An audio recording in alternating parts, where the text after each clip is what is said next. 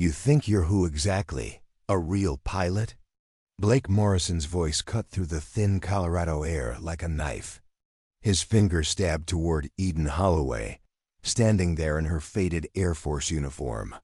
This wasn't some cheap cosplay event. It was an elite survival retreat for the privileged, not a stage for imposters.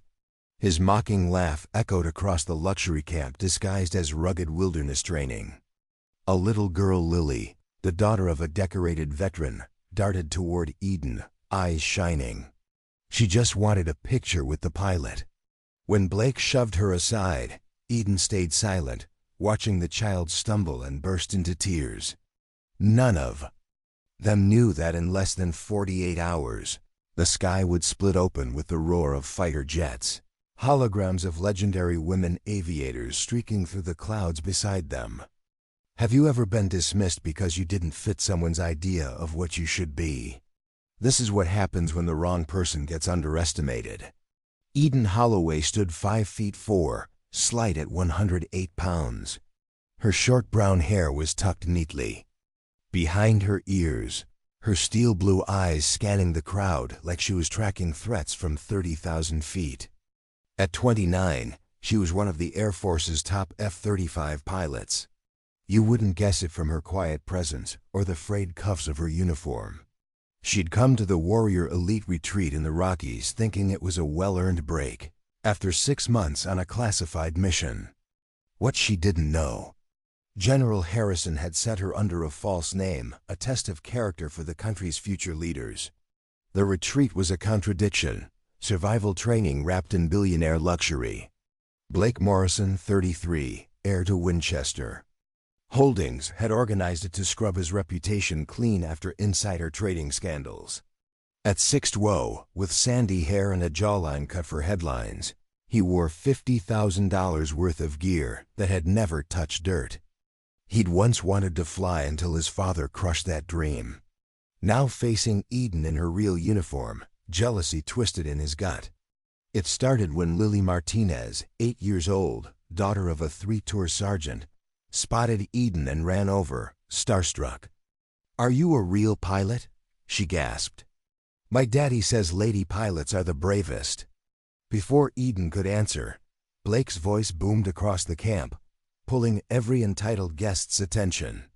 "Ladies and gentlemen," he announced, smooth as a courtroom lawyer, "we've got a case of stolen valor." That uniform? Fake, probably bought online to scam donations from real heroes. Phones came out. The crowd buzzed, hungry for drama. Eden felt that old weight, the same judgment she'd faced as a kid dreaming of jets when girls were supposed to want dolls. Blake's trust fund posse laughed, tossing out words like fraud and attention whore. Someone yelled, "Make her prove." Others chanted for her to strip off the uniform. Blake, feeding off their energy, doubled down. "I've got sources," he lied, saying she's been scamming veteran charities for years. When Lily reached for Eden again, Blake shoved her hard. The girl hit the ground, knee bleeding, sobbing. That's when Eden's eyes changed. Any soldier would have recognized it, the calm before the storm. She knelt beside Lily, voice soft. "It's okay. Some adults forget how to be decent. But don't ever stop believing in heroes." Standing slowly, Eden locked onto Blake. "Mr. Morrison," she said, quiet but clear, "are you sure you want to keep doing this?" There was something in her stillness that made the crowd tense. But Blake, high on his own arrogance, smirked. "What are you going to do about it?" "Fly away," he sneered, his voice thick with disdain. "Show us your magical airplane. Or maybe you'll just slink off like the fraud you are." Eden glanced up at the vast Colorado sky, then back at Blake with a look that might have been pity. "I asked if you were certain," she said simply, then turned and walked away from the crowd without another word. Blake declared victory to his cheering audience, but he didn't see the phone call Eden made as she vanished into the trees around the camp. He couldn't hear her quiet conversation with someone who called her Major Holloway and spoke of something called Operation Sky Justice. Most of all, He had no idea his challenge was about to be accepted and that it would change everything. Chapter 2. Roots of Strength. The call that would alter the course of events was placed to a modest home in Colfin would out of the alter the course of events was placed to a modest home in Tupian, rural Virginia, where Major David Holloway worked in his cluttered workshop, surrounded by model airplanes and memories of a different war. At 58, he bore the scars of the 1991 Gulf War, his right arm lost below the elbow to an IED blast that should have killed him. Beside him sat his wife, Catherine, a former combat medic who had lost her left leg below the knee to a bomb outside a field hospital in Kuwait. Together, they raised their daughter Eden in an abandoned military camp deep in the Virginia wilderness, teaching her that true strength came not from what others thought, but from what you were willing to sacrifice for what's right. Eden's childhood was far from ordinary. Growing up among rusted barracks and forgotten training grounds where old war ghosts whispered, her father taught her to fly radio-controlled planes at age 12, using the empty airstrip once used to supply troops. Overseas, flying isn't about conquering the sky, he'd said during long summer afternoons when she struggled to master the controls. It's about knowing you're part of something bigger than yourself. The sky doesn't care if you're rich or poor, male or female, black or white. It only cares if you respect it enough to learn its lessons. Those lessons served her well when she earned a full scholarship to Embry-Riddle Aeronautical University, even after being suspended for a year for flying an unauthorized rescue mission that saved families from flooding. The phone rang just as David was cleaning the newest model airplane he'd built for the local children's club, a hobby that helped him keep his connection to flight, lost to injury. "Daddy," Eden's voice came through clear despite the distance, with a tone he knew well from childhood hurt, but trying to be brave. "I need to tell you about something that happened today." As she recounted the events at the retreat, David's weathered face grew stern, jaw clenched with the quiet anger of a man who had witnessed too much injustice. Catherine listened from her wheelchair, memories stirring of when she'd been dismissed by colleagues who assumed a woman couldn't handle the pressures of battlefield medicine. "Sweetheart," David said quietly when Eden finished, "you've sacrificed your youth, your safety, and your peace of mind to protect freedom for people like Blake Morrison. You've earned the right to wear that uniform through blood, sweat, and service most can't imagine." His voice carried the weight of a father's love mixed with a soldier's pride. Eden pictured him in his workshop, teaching her precision, patience, and never backing down from what's right. Catherine took the phone next, her voice gentle but firm. "Honey, sometimes people need to be reminded that cruelty has consequences. Your father and I didn't raise you to be a doormat." Eden stood in the Colorado wilderness, looking up at the star-filled sky that had been her second home for over a decade. She felt the familiar pull of duty that had guided her since childhood. She thought about little Lily's tears and the chaos. Many children who might see the viral video, learning that heroes can be torn down by cruel words and people. "I've never used my position for revenge," she told her parents, the words heavy with the understanding of the responsibility that comes with the uniform. As she spoke, her resolve hardened like steel forged in fire. Sometimes honor must be defended. Sometimes people need to understand their actions have consequences. Her father's voice carried a smile she could hear across the miles. "Eden, there's a reason you became one of the finest pilots this country has ever produced. It wasn't just skill or courage, though you have both in abundance. It was because you understand flying isn't about showing off. It's about service. And sometimes service means teaching people lessons they need to learn." As Eden ended the call and gazed at the stars soon to be her stage, she felt the presence of all the women who flew before her, pioneers and trailblazers who faced the same doubts and challenges. Tomorrow she would honor their memory in a way Blake Morrison would never forget. The workshop in Virginia fell silent after the call ended, But David and Catherine knew their daughter well enough to understand something big was about to happen. "She's going to show them," Catherine said softly, eyes shining with pride. David nodded, hand moving instinctively to the metal case on his workbench, where Eden's commendation sat beside his own. "She's going to show them exactly what a real pilot can do." He agreed, and for the first time in months, both parents smiled with the quiet satisfaction of knowing their daughter was about to remind the world why America's military is the finest. Colonel Sarah Mitchell answered her secure phone on the phone. Second ring, already expecting Major Eden Holloway's call, one that only came when something serious was brewing. F-35. Mitchell had flown more combat missions than most pilots dream of and had personally mentored Eden through the toughest phases of her career. "Colonel," Eden's voice came through calm and professional, the tone Mitchell recognized as her protégé's most determined moments. "I need to discuss a situation requiring both your expertise and discretion." As Eden explained the events at the retreat, Mitchell felt a mix of anger at the disrespect shown to one of her finest officers and excitement at the opportunity unfolding. "Eden," Mitchell said after hearing the full story, "we have a training exercise scheduled for tomorrow morning called Legacy Wings. It's a new program using augmented reality to project historical aircraft formations alongside modern fighters during training flights. The brass wants to test the psychological impact of connecting today's pilots with aviation legends." Mitchell glanced at her classified schedule on the secure terminal beside her desk. "The exercise area includes the airspace right over your retreat. We need an experienced pilot to test the system's effectiveness. Are you interested in some very public training, Major?"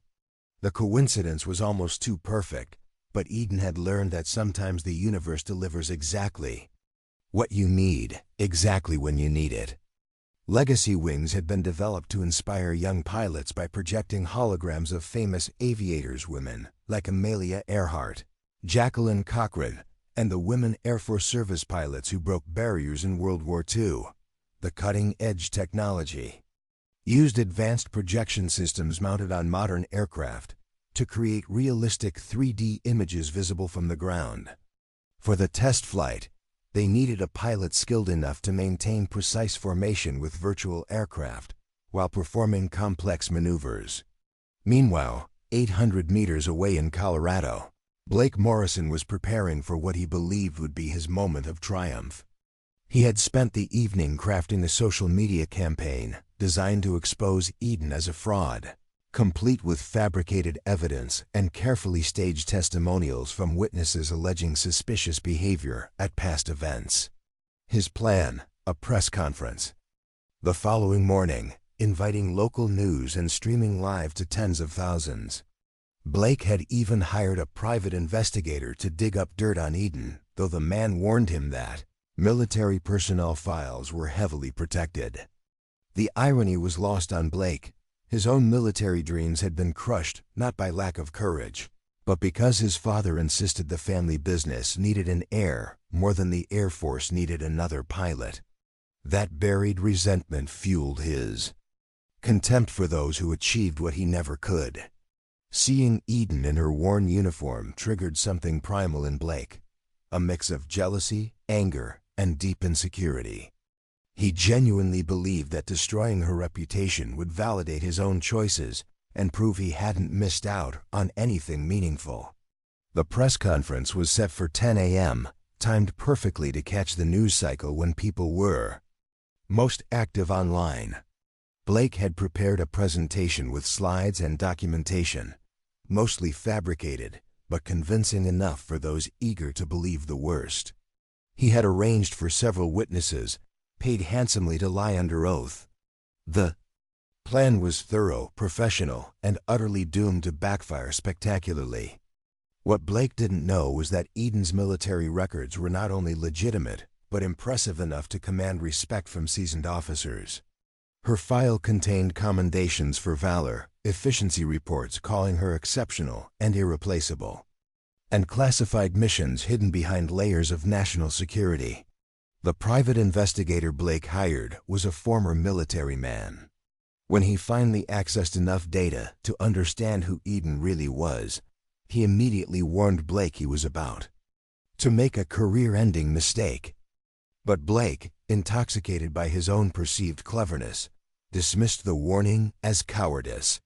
Convinced of his superiority, he pushed ahead, scheduling the press conference and inviting every media outlet within 100 miles to witness what he promised would be the exposure of a dangerous fraud dishonoring the military and exploiting patriotic Americans.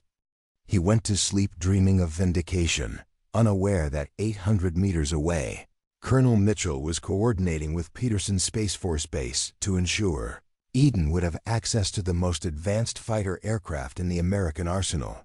The stage was set for a confrontation that would be remembered long after normal life resumed. A collision between arrogance and authenticity, a demonstration of the difference between playing at importance and truly serving something greater.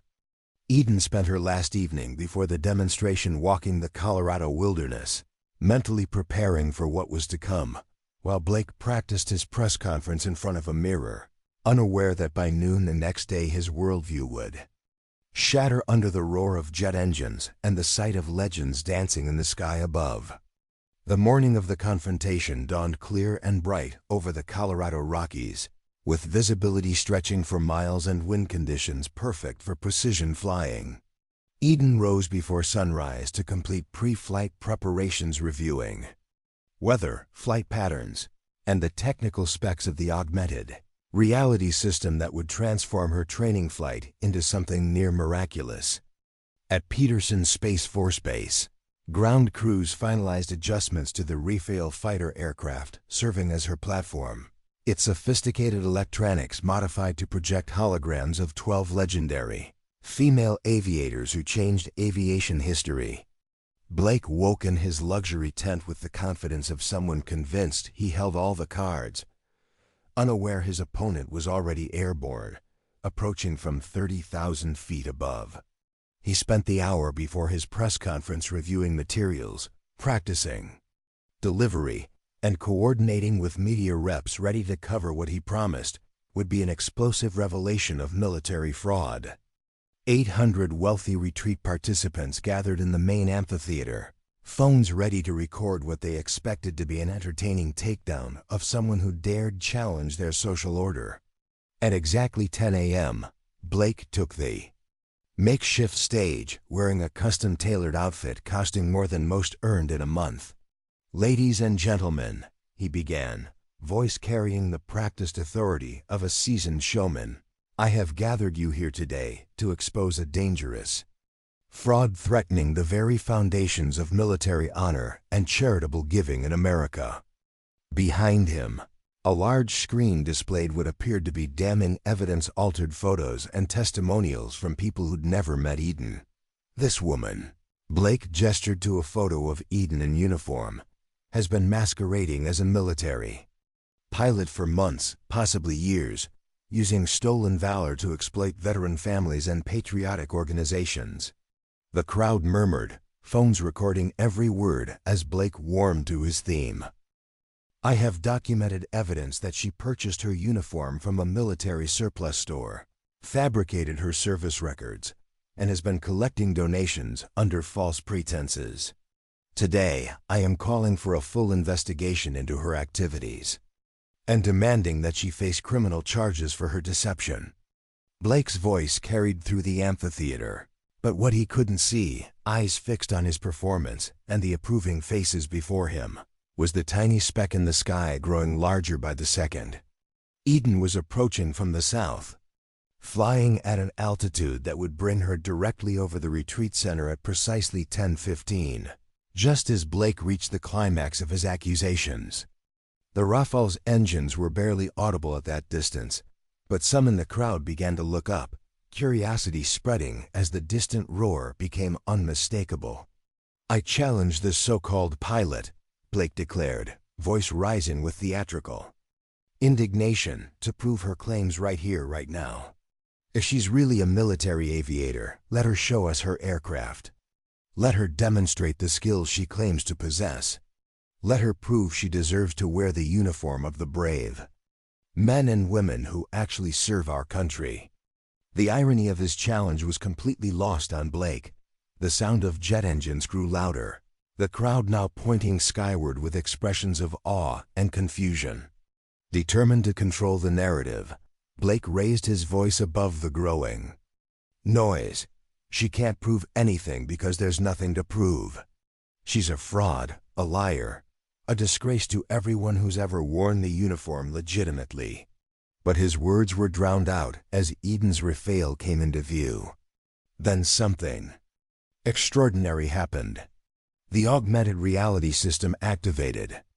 Eden's aircraft slipped perfectly into formation with 12 holographic projections of history's most legendary female aviators. The sky above the retreat center filled with ghostly images: Amelia Earhart in her Lockheed Vega, Jacqueline Cochran in her Mustang, and 10 other pioneers of aviation history shimmering like mirages, but clearly visible to everyone below. The crowd fell silent, mesmerized, as the formation passed overhead. The roar of Eden's engines blended with the haunting strains of the U.S. Air Force song, played through speakers mounted on her fighter. Blake's mouth hung open in shock. Not only was Eden flying a real military aircraft, but her skill and precision spoke of thousands of hours of training and real combat experience. The holographic squadron completed a perfect aerial salute over the amphitheater, Eden's Rafale leading the ghostly formation in a maneuver that brought tears to several veterans' eyes.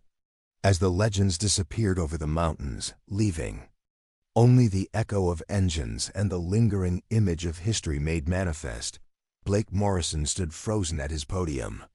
His prepared remarks forgotten, his confident facade shattered like glass. In 5 minutes, his carefully constructed narrative had been demolished by a simple demonstration of authentic skill and genuine service.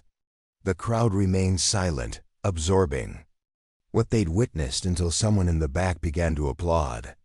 Within seconds, the entire amphitheater erupted in appreciation for what they had just seen. Moments later, a small parachute deployed above the amphitheater, delivering a military-style container that landed with a solid thump at Blake's feet. The crowd watched as the container split open, revealing a collection of official documents, photographs, and military decorations telling the true story of Major Eden Holloway's service. Blake approached with trembling hands, his face pale as the magnitude of his mistake dawned. The first document he pulled out was Eden's official military ID, complete with photograph, service number, and rank: Major, United States Air Force. Beneath it lay commendations for valor, efficiency reports filled with superlatives reserved for the most exceptional officers, and photos of Eden with senior military leaders, including one striking image of her receiving a medal from the president himself. Each piece of evidence chipped away at Blake's credibility, painting a picture of a woman who had dedicated her life to service, while he had squandered his days playing at importance with inherited wealth. The crowd pressed closer as Blake continued reading, his voice weakening with every revelation: 847 hours of combat flight time, records of 3 separate rescue missions saving civilian lives, and a classified service record partially declassified for the demonstration. By the time Blake reached the bottom, he realized he wasn't just wrong, he was foolish, malicious, and utterly out of touch with reality. But the most powerful moment came when 8-year-old Lily Martinez broke free from her father's protective grip and ran forward, her face shining with joy and vindication. "I knew you were real," she called up to the sky where Eden's aircraft had vanished. "I told everyone you were a real pilot, but they wouldn't listen to me." Her words carried a weight no official document could match. Children instinctively recognize authenticity adults often overlook in their cynicism. Eden herself appeared at the crowd's edge, having changed into civilian clothes. But her presence now commanded quiet authority. People stepped aside as she walked toward the amphitheater. The woman dismissed as a fraud just hours earlier moved, with the confident bearing of someone who had nothing left to prove and everything to be proud of.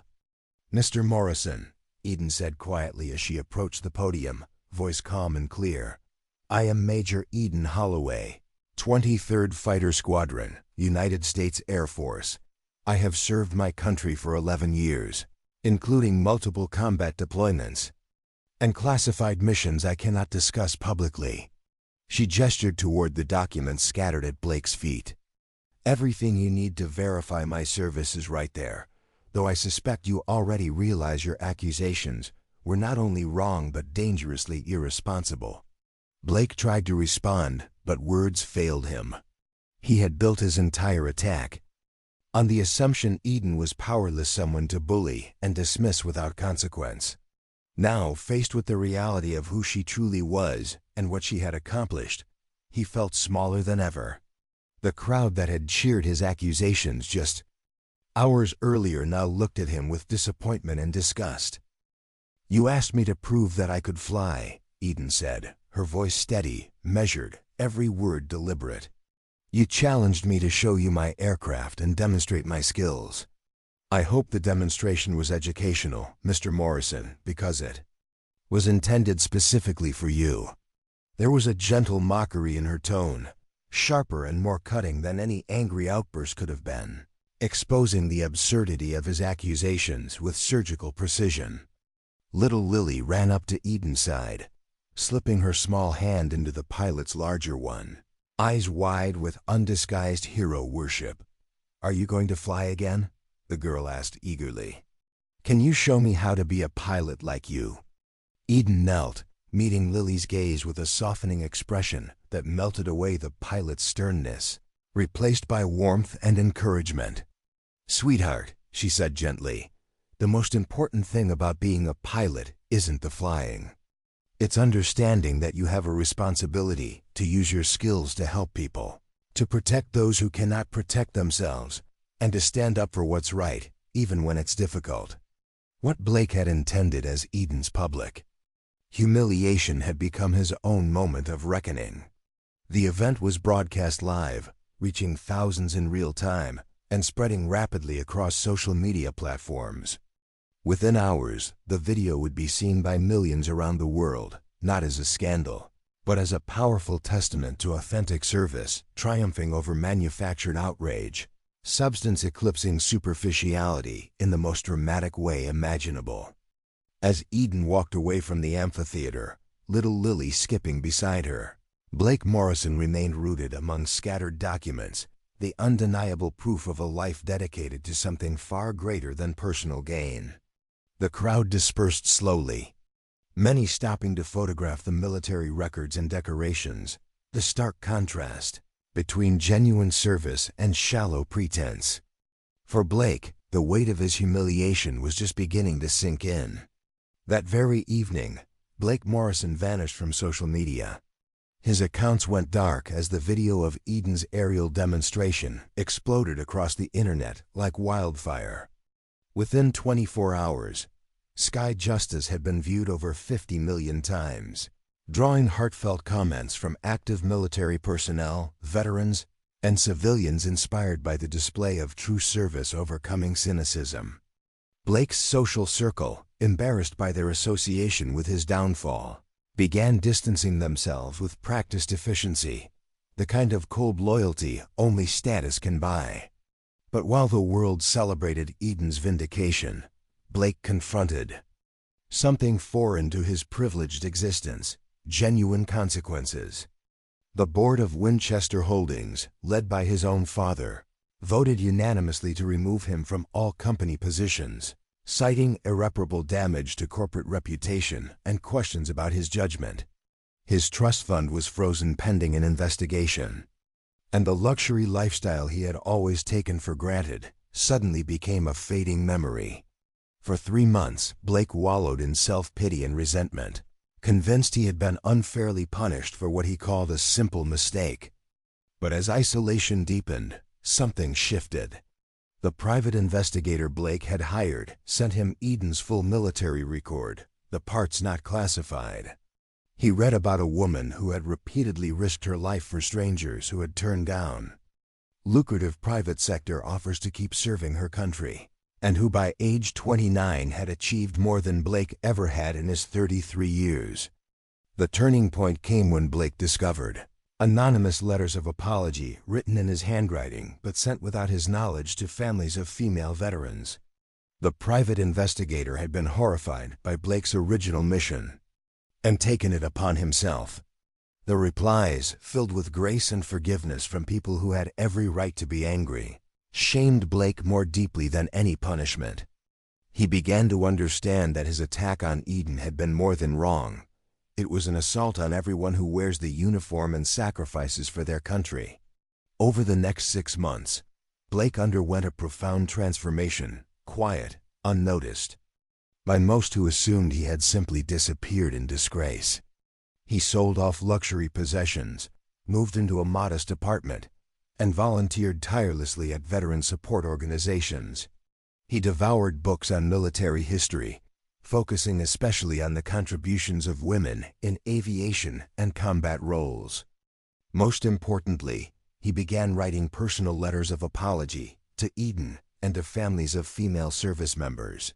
He did not ask for forgiveness, only acknowledged the harm he'd caused. These letters were works of quiet artistry, handwritten on fine stationery, carefully researched, deeply sincere. Many went unanswered, but writing them was changing Blake in ways he never expected. The culmination of his transformation came in the form of a memorial service he organized at the Smithsonian National Air and Space Museum honoring female aviators who died in service. For months, he coordinated with military officials, veteran groups, and families of fallen pilots. The ceremony was set for the anniversary of the incident with Eden. Blake sent her a personal invitation, crafted on carefully chosen paper, asking, not for forgiveness, but simply for her presence to honor the women who paved the way for pilots like her. Eden received the invitation skeptically, suspecting a public relations stunt. She commissioned General Harrison's intelligence network to investigate Blake's activities over the past 6 months. Their report surprised her. Blake had donated nearly his entire inheritance to military family charities, volunteered 30 hours a week, and lived a genuinely modest life, a stark contrast to his former excesses. The memorial service was flawless. Held in the museum's main gallery, surrounded by the aircraft that symbolize American aviation history. 300 family members of fallen female aviators attended, along with active duty personnel and veterans who had served alongside them. Blake spoke briefly, not about himself, but about the courage and sacrifice of women who broke barriers and paid unimaginable prices. His words were simple, heartfelt, focused wholly on honoring others, never seeking redemption. When Eden arrived, despite her reservations, she was moved by the sincerity of the event and the genuine emotion of those present. Blake saw her enter but made no move to approach. Instead, he devoted himself to the families, ensuring their needs were met throughout the ceremony. Only after the formal program ended and most guests had departed, did Eden approach Blake ready for the conversation that would decide if his transformation was genuine or merely another performance to restore his reputation. The conversation between Eden and Blake took place in the museum's quiet corridor, surrounded by the ghosts of aviation history and the heavy weight of everything that had passed between them. Blake looked different from the arrogant man who had challenged her 6 months earlier at the retreat. His expensive clothes had been replaced by a simple suit. His cocky demeanor softened into something resembling genuine humility. "Major Holloway," he said quietly, "I don't expect your forgiveness, and I'm not asking for it. I organized this ceremony because these women deserve to be honored, and because I needed to do something meaningful with the privilege I was born into." Eden studied his face carefully, applying the same analytical skills that had kept her alive in combat to assess whether his transformation was real or just another performance. "Mr. Morrison," she replied, "actions speak louder than words. Your actions 6 months ago caused real harm to real people. You didn't just attack me.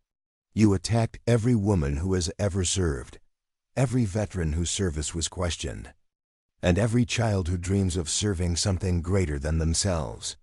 Her tone was firm and measured, letting Blake know that redemption would not come easily or without cost. Blake nodded, accepting her criticism without defensiveness or excuse. "You're absolutely right," he said simply. "I've spent the last 6 months trying to understand how I became the kind of person who could do what I did, and figuring out how to use whatever time I have left to make amends. I know I can't undo the harm I caused, but I hope I can prevent others from making the same mistakes." He gestured toward the memorial displays around them. These women changed the world by refusing to accept the limits others tried to impose on them. I want to spend the rest of my life supporting people who are fighting those same battles. What followed was a conversation that lasted 2 hours, covering everything from Blake's childhood disappointments to Eden's own struggles in a male-dominated profession. Blake spoke honestly about his jealousy, insecurity, and how his privileged upbringing had insulated him from consequences until it was almost too late. Eden shared her experiences with discrimination and doubt, the moments she questioned whether she belonged in the cockpit of a fighter jet, and the mentors who taught her that belonging is earned through competence and character, not by others' approval. By the end of their talk, Eden had reached a surprising decision. "Mr. Morrison," she said, "I'm going to propose something that may sound crazy, but I think you've earned the right to be taken seriously. I'm working with the Air Force to develop a foundation providing scholarships and mentoring for young people who want to serve but face financial or social barriers. We need someone with business experience and genuine commitment to help build something that will last. Are you interested in doing real work for people who actually need help?" Blake's response was immediate and emotional, tears forming in his eyes as he realized Eden was offering him not just forgiveness, but partnership in something meaningful. "Major," he said, his voice thick with emotion, "I would consider it the honor of my lifetime to work with you on that. I promise to bring the same dedication to this foundation that you bring to your service, and I will never again take for granted the trust people place in me." The handshake that sealed their agreement was firm and genuine, marking the beginning of a collaboration that would impact thousands of lives for years to come. The Wings of Honor Foundation officially launched 6 months later at the Air Force Academy. Eden served as the chief pilot instructor, while Blake managed business operations and fundraising. Their first class of scholarship recipients included 50 young people from military families, including Lily Martinez, accepted into a special program for future aviators. The launch ceremony was attended by hundreds of military personnel, government officials, and private donors, all inspired by the story of two people transforming a moment of conflict into an opportunity for service. Eden's speech was brief but powerful, focusing on the responsibility that comes with the privilege of flight, and the importance of using that privilege to lift others up rather than tear them down. "Flying teaches you the sky is big enough for everyone," she said, looking out at an audience that included many who had witnessed Blake's original attack. "It doesn't matter where you come from or what challenges you face.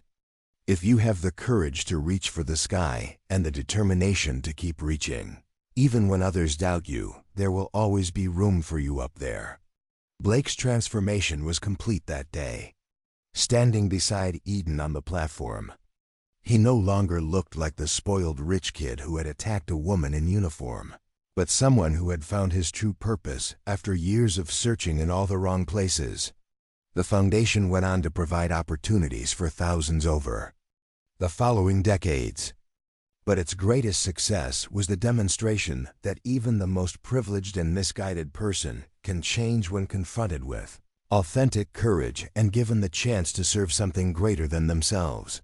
Years later, when asked about the incident that started it all, Eden would smile and look up at the sky where she had spent so much of her life.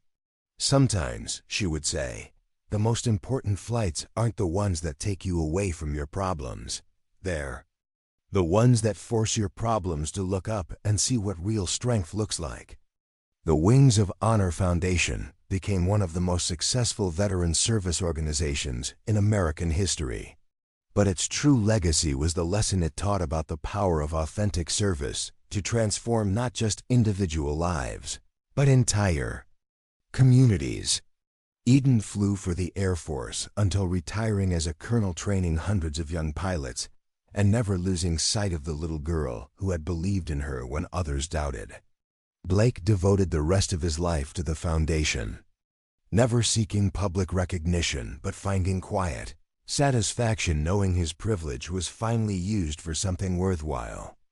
And somewhere in the sky above America, on any given day, you might see the contrails of aircraft piloted by young men and women whose dreams were made possible by a foundation that began with a challenge, grew through conflict, and matured into something beautiful, because everyone deserves the chance to reach for the sky, no matter who they are or where they come from.